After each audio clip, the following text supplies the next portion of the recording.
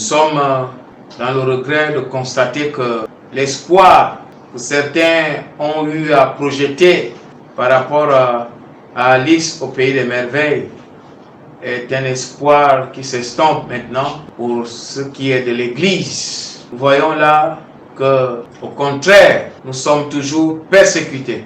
Et j'ai même l'impression que nous sommes plus persécutés maintenant qu'avant. Nous sommes plus persécutés, les hommes de Dieu, l'Église, persécutés jour après jour. Coronavirus n'a été qu'une occasion de museler l'Église. La preuve en est qu'aujourd'hui, coronavirus ne sévit plus, mais l'Église reste toujours fermée. Nous dirons toujours, laissez les enfants de Dieu aller adorer leur Dieu au temple. Parce que là, nous ne sommes plus dans la crise sanitaire. Nous ne sommes plus dans l'état d'urgence sanitaire. Nous sommes maintenant dans la persécution. C'est-à-dire l'Église est persécutée. Lorsque nous étions dans la crise sanitaire, c'était pour tout le monde. Entre-temps, nous savions que dans cette crise sanitaire, les enfants de Dieu doivent prier. Mais maintenant que la crise sanitaire est en train de partir, ressurgit maintenant la persécution contre l'Église. Et c'est cette persécution que nous sommes en train de vivre. Et continuons à demander à ceux qui ne veulent pas qu'on aille adorer notre Dieu au temple,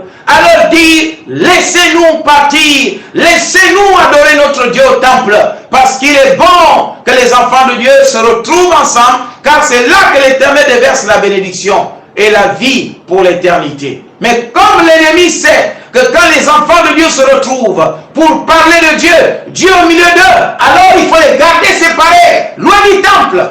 Mais nous crions toujours pour dire, nous allons adorer notre Dieu au temple. Laissez-nous aller adorer notre Dieu au temple. Et c'est tout.